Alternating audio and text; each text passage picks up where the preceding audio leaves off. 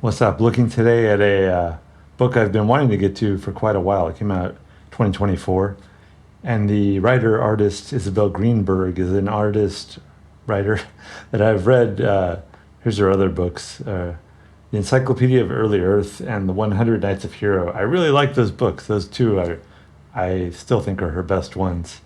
And then her last book before this was Glasstown, which to me is a bit of a misstep. It's based on the writings of the Bronte sisters, and the juvenile writings, which I wasn't familiar with, about this fictitious area called Glasstown. I don't really remember it too well, but I just remember that book didn't really do much for me. And she's also written other books, like this Midnight Babies book I haven't read, and she's illustrated a lot of books. I really love her art though, because it's whenever I look at it, it's just it's so simple.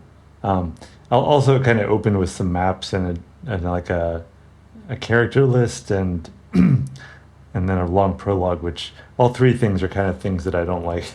Because whenever I see a big character list, or even worse, like a family tree or something like that, it's just like, what? Why can't you just tell me a story? But once you get past this, I thought it starts moving. So this is largely based on King Arthur legends, which have been told and retold many different times in different ways. This is another version, and it's it adds some new characters, like this young hag character who's not in the Arthurian legends at all, of course. But overall, you can kind of see that the art is very simple. I mean, this is such simple art, and to me, that's always so deceptive because it seems very simple, and like a 5-year-old could probably draw this, but she's really good at some of the things I think she does so well are character faces.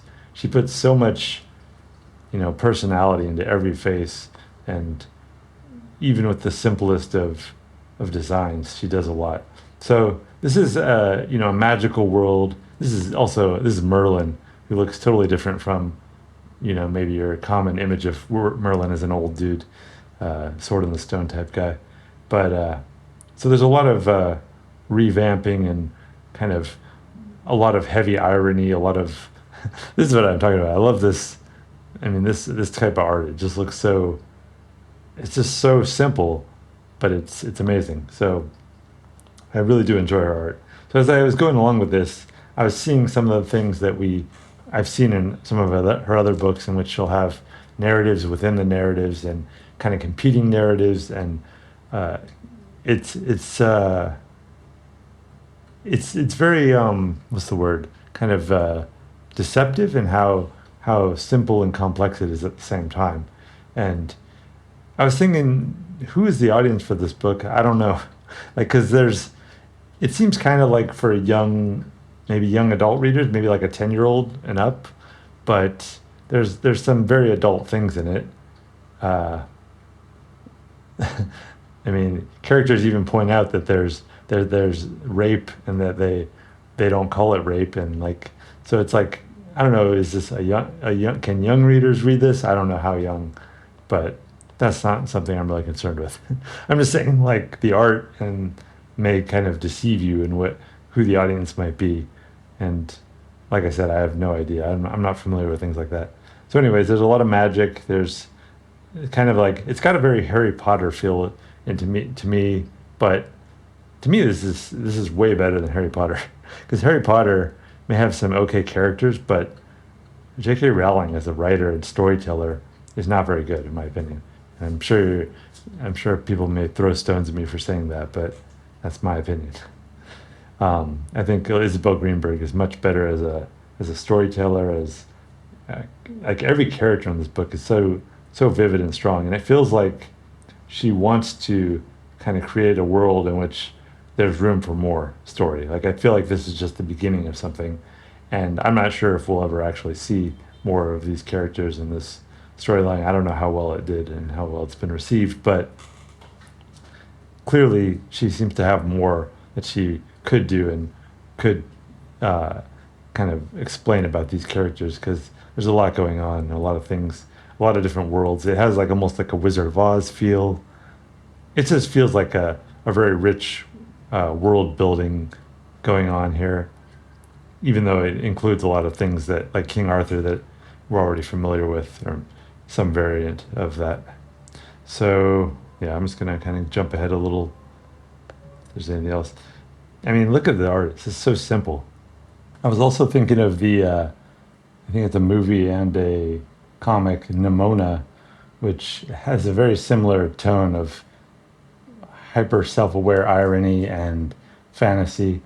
Um, and I could see this being turned into a movie or a TV show or whatever, but I don't know if that's going to happen. It doesn't seem like it's selling as well, based on what I've seen. But I don't know. I think this is in some ways better. The only problem I think I had with the book, I mean, I didn't feel it was quite as come together in the same way that her first two books did. So I feel like the ending just got a little messy, but there's still a lot of great elements in it, still a lot of wonderful moments. Sometimes though, like they would like repeat slogans and expressions that have been said through by other characters in the book, and to kind of give them significance that they didn't just quite, it didn't always quite gel together for me. But I did like the book. I know it sounds like I'm criticizing it, but I enjoyed it overall. I thought, in terms of character, I think that's like her biggest strength is her characters and the way that she shows that they're similar but also different at the same time by their actions, I guess, and what they're doing. But it's just a wonderful tapestry of the feeling that anything could happen, beautiful art, and yeah. So I'm going to jump ahead here. Not sure I have much more to add. Nice color scheme too. It's got a nice almost pastel feel to it, and I could definitely see this as a movie. Will that happen? Who knows? But I can recommend Young Hag. I think the title, even though my edition says Young Hag, this may be like the British edition or something, but I think the full title is Young Hag and the Witch's Quest, which again kind of suggests to me that there's like room for sequels. Like there could be like a sequel called Young Hag and something else, so on. So Young Hag coming your way, better than Glasstown, but maybe not better than Hundred Nights of Hero or the Encyclopedia of Early Earth. I think that one's probably my favorite, Encyclopedia of Early Earth. But this one's good, so check it out, Young Hag and the Witch's Quest.